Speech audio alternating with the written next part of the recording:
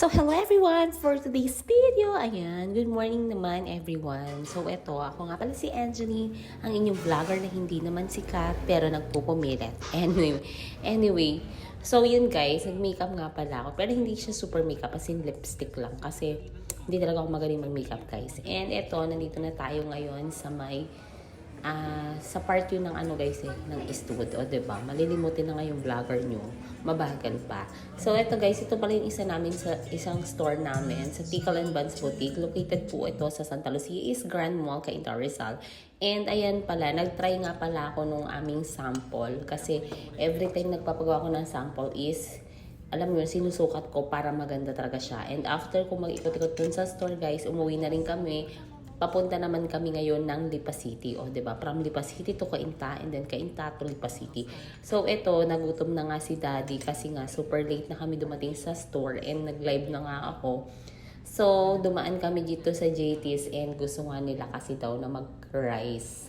So, yan. So, rice and inasal. In fairness naman dito sa JT's, guys, ito yung kay Joel Torre na kainan. Masarap naman talaga siya. As in, pero ka-level siya ng parang mang inasal, pero this one is mas okay siya.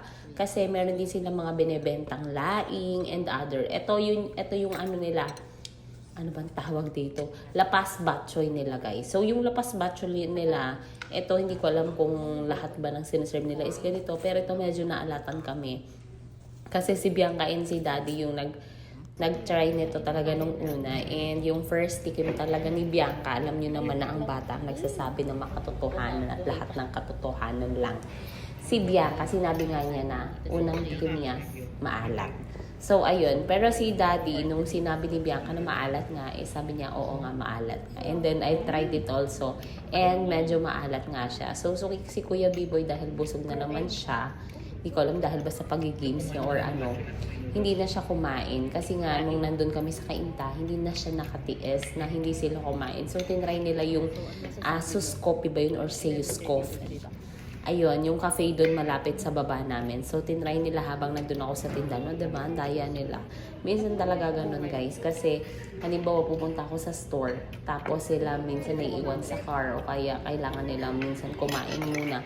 So, minsan nauna silang kumain. Habang ako nagla-live sa store. Sakit, diba? Habang ako nagla-live sa store, ganon. Pero in fairness naman, hindi sila nagpakabusog talaga para pag uwi nga namin is makasabay pa rin nila ako kumain. So eto, 'di ba, hindi nga ako masyado nagra-rice, pero ngayon guys, sobrang pagod ko, alam mo 'yun.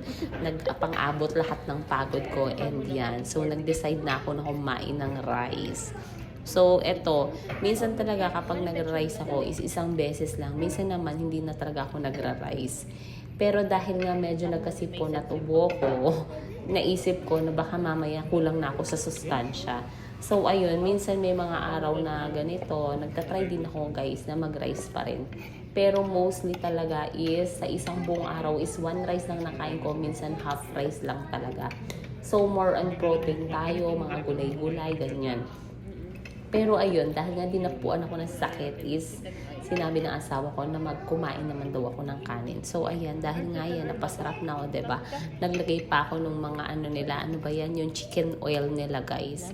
And masarap siya, lalo na kung halimbawa nag-order kayo ng laing nila. In fairness, yung laing nila is mura lang din naman, parang 180 pesos or 150 pesos. And then yung chicken nila, halos ganun lang din. Hindi naman siya ganun kamahal, ano lang, sakto lang guys. And then medyo malaki din naman sila. Dito yun, ito yun sa tapat siya ng may Eastwood City guys. So ito sa may E. Rodriguez or sa C5 to guys. Ano sila hanggang 11:30 open pala sila. Itong mga time na to is 11 o'clock. 10:30 na yata to. So, ayan, kaya nakaabot pa kami. Kasi sana mag-shakes na nga lang kami. Kasi akala namin close na sila. Pero hindi. Bukas pa sila, guys. So, ayan na nga. And, napakain na naman tayo, guys. Ayan, in fairness naman, diba, ang laki ng subo ko. And yung anak ko, hindi ko alam kung nangyari dito, nainitan yata siya. Ayan, si Bianca naman kasi guys is napakagana niya talagang kumain as in super duper magana siya. Pero hindi siya masyadong mahilig sa mga gulay-gulay. Pero sa mga sweet, sa ganyan, kaya yan napansin niyo ba yung ano ko, medyo lumaki talaga siya, tumaba talaga siya. Kasi nga, mahilig siya sa mga matatamis guys. Pero sinabihan ko na siya na magpapayat siya. Kasi baka mamaya naman hingalin na siya or mahirapan na siya. So ayun, yun din pala yung story behind kung bakit ako nagpapayat guys. Kasi nung time na last year kasi medyo parang hinihingal na ako. Tapos every time na, di ba gabi, nag-race ako. Parang nagigising ako na hinihingal talaga ako. So ayun, nag-decide na ako noon na magpapayat talaga. So kayo guys, kung gusto nyo talagang pumayat or ano, ang best way talaga is magbawas talaga kayo ng rice. As in, bawas rice po talaga. Kahit alam nyo ba ako, hindi ako nag-exercise, talagang proud pa ako, no? Pero hindi po ako talaga nag-exercise, hindi ako, yun lang talaga, nagbawas lang talaga ako ng rice and napakabilis ng pagpayat ko. From 60, na malapit na ako mag-61 kilos, ngayon is 51 na lang ako. Minsan 50, 51. So, ganun na lang yung timbang ko ngayon. From 32 yata ako dati, ngayon nasa 28 inches na lang yung bewang ko. So, ganun siya. Ganun kabilis. Tapos yun, tapos parang ginawa ko siya na as in dire-diretso na ako nagpapayat. Hindi naman as in nagdire-diretso, pero minintain ko na ganito na lang. Kasi parang masarap din kasi sa feeling, hindi ka hinihingal, hindi ka na masyado napapagod. Yun lang, inuubo ka, charis. Okay, so pero yung ubo ko, hindi ko alam kung dahil ba to sa puyat ko or dahil sa pagda-diet ko or ano, hindi ko rin alam guys. So, ayun. So, eto yan, ganyan kami lagi kapag magkasama, o diba? Lagi kami magka-terno ni ate girl. Yung isang araw, ang suot naman namin is terno din kami, pero yung ibang color naman. Oh, ayan. Actually, si Bianca, talagang masasabi kong napakalaki na niya.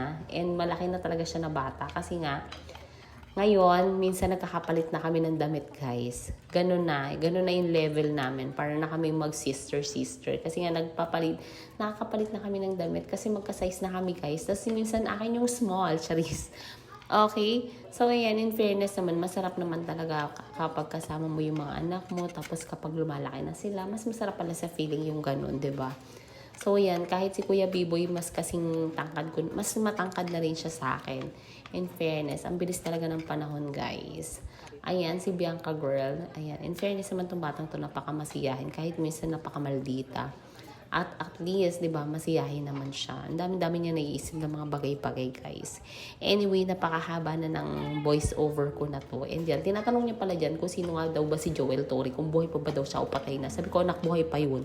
Ayan siya, sabi niya kasi, bakit daw ang dami-daming mga picture or mga dami daw movies na nakadikit dun sa all over the place. So, ayun, sabi ko, anak, kasi ang may-ari nito, si Joel Toro, yung Tori. Tore, yung JT's. So, ayun na nga, guys. And that's it. Bye, everyone.